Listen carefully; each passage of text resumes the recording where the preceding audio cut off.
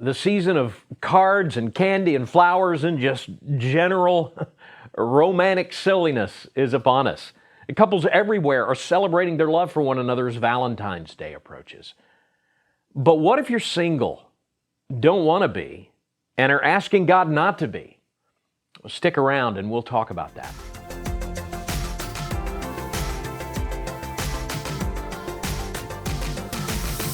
I've been married for 35 years. But I remember what it felt like to be the only single person in a world of couples. I was the last of my college buddies to get married. I'd been in all their weddings, so I kind of felt like I was assigned the lot in life to be always groomsman, never groom. And I remember how frustrating and even hopeless that started to feel. And I remember the bad biblical counsel I got. I'd had Psalm 37:4 quoted to me over and over.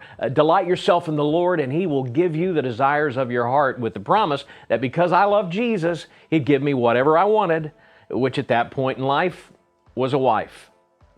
That wasn't helpful. Not because that verse didn't speak to my situation, though. The verse was spot on. It was the application of the well-meaning friends quoting it to me that was way off. The counsel of the verse is for us to delight ourselves in the Lord. So the promise of the verse that He will give us the desires of our heart is conditional. The promise depends on meeting the condition first, delighting ourselves in the Lord.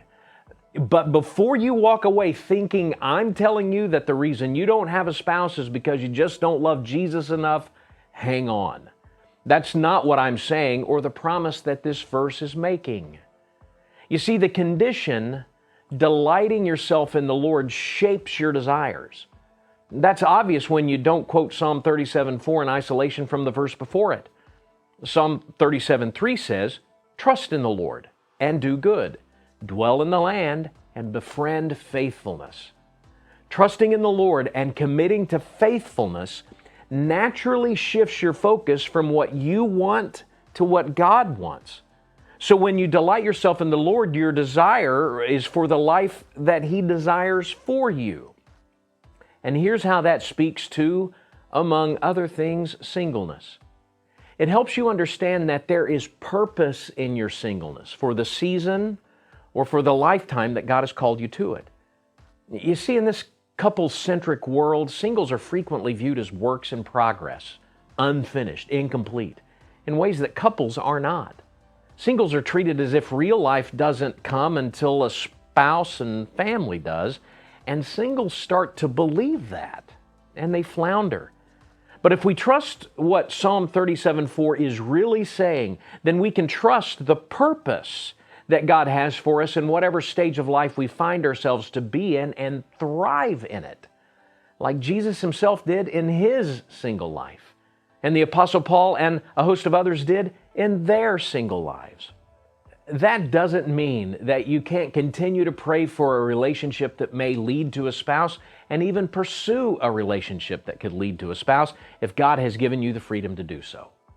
It just means that you don't put your life on hold in your singleness. God has purpose for Him and His kingdom in your life now as a single person. Delight yourself in Him and desire His purposes for you above all, whatever those purposes might be. Want to talk about something else?